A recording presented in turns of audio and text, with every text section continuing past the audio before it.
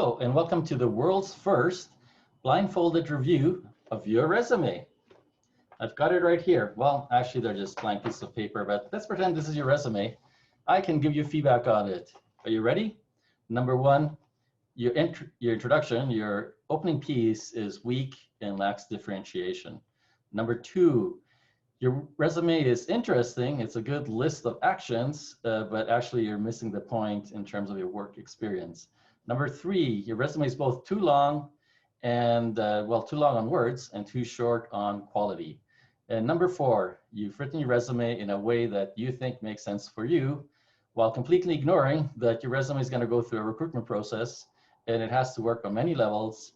And basically, you don't know what they are. So you've done the best you can, but will it work? Who knows? At this point, let's cross our fingers and wish you the best of luck.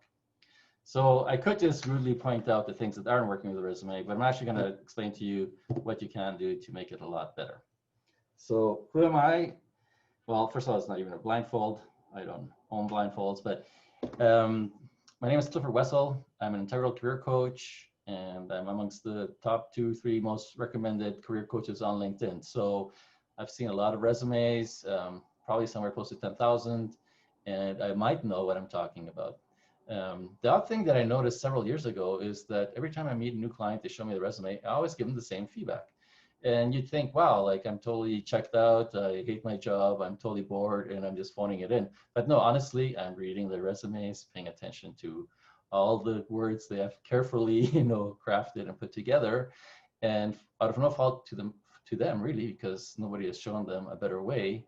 They're all doing the same thing. And so I don't need to look at another 10 or 20 or 100,000 resumes to be very confident that you're making the very same mistakes. So let's start with the first one, the lack of differentiation. Really here, the solution is a type of mindset. And the mindset is that you're writing your resume based on who you think you are, and and that's really based on your tribe, so your family, your friend, your colleagues, and that kind of thing. And you probably know 200-300 people or more, and if you place yourself inside of that tribe of many people, then you might have 2 or 5 or whatever people that are similar to you. Maybe you're a teacher, some other teachers or whatever. But when you're looking at what makes you unique, you're thinking about the whole tribe, and so your teaching abilities make you unique.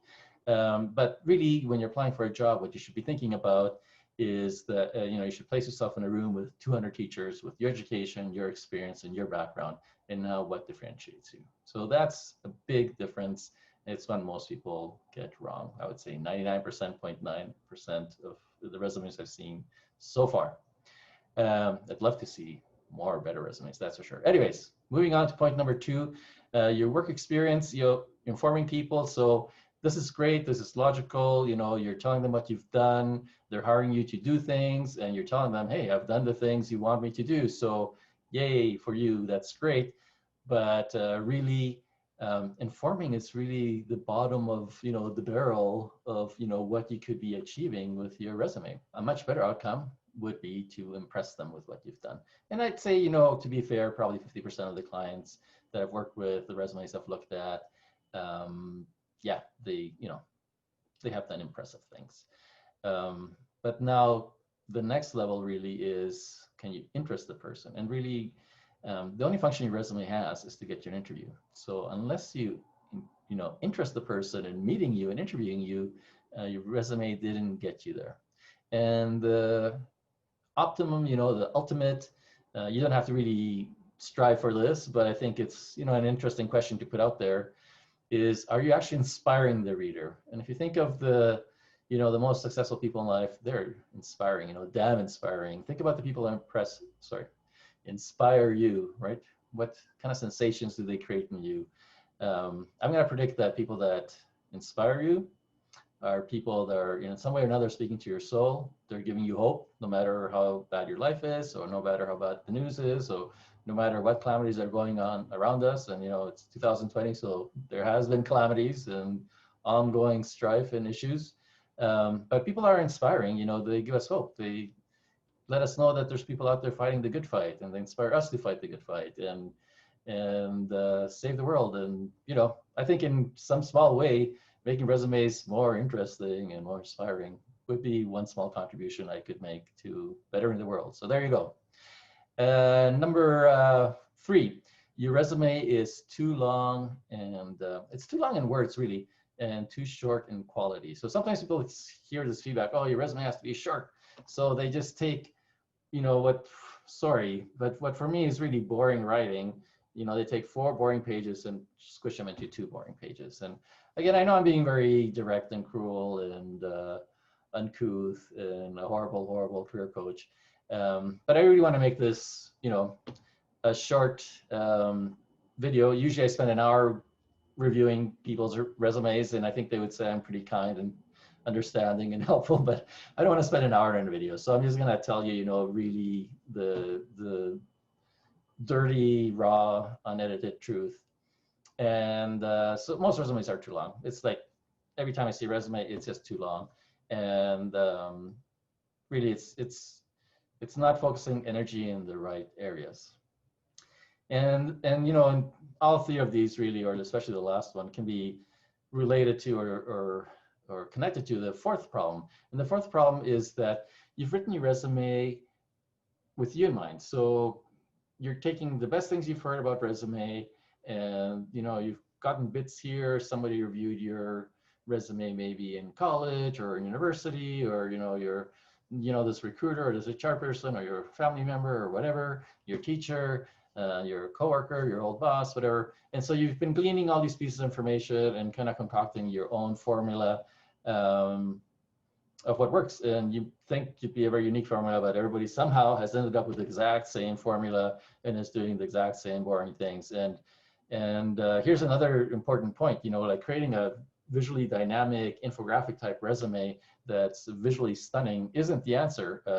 That's great for networking, but try, you know, putting that into some kind of applicant online system. It's gonna, you know, it's gonna crash and burn. It's not gonna work. So everybody actually needs a boring format resume, but the writing has to be really interesting and effective. And the funny thing is that my clients have done incredibly interesting work. It's just not coming out in what they're writing. So you really have to get through 3 hoops to land a job. So now we're looking beyond just the interview. And the hoops are, first, there's some kind of software process you have to get through. And second of all, there's a recruiter or HR professional, and then there's the hiring leader. And they each actually have different preferences and priorities, and they're doing different functions. And so a lot of people out there are giving advice on, you know, on YouTube or whatever, or on how to write a resume, and they're only really thinking about one of those hoops, maybe 2. But, you know, unless you've created this kind of like Frankenstein type of almost, you know, compromise that works on all levels with all 3 hoops, you're just going to get stuck at one level and not make it through. So it is a bit of an art. You know, it's not your fault. You've created maybe 1 or 2 or 10 or 12 resumes in your life. When you talk with somebody like me who's seen thousands, you know, maybe close to 10,000, you know, it's a totally different story. I've helped lots of people find work. I've got, you know, one of the highest counts in recommendations in terms of my career coaching work on LinkedIn. So I must be doing something right. And if you would like me to do something right for you, then reach out and I'd be happy to work with you. I hope you have a better day after this, and I hope this wasn't too cruel and soul crushing. But the fact is, you know, people can be nice and kind and not give you the feedback you need to hear, or you can realize that, you know, everybody's playing a game in terms of finding work, and they've all been told the wrong things. And, you know, people are having a very hard time finding work and getting across what they're capable of. So, you know, I can help you with that. I can help you break through. I can show you what the actual rules of the game are, and then you can play them to the best of your abilities and be successful in whatever you're targeting. Thank you so much for watching this video, and I hope to see you soon again.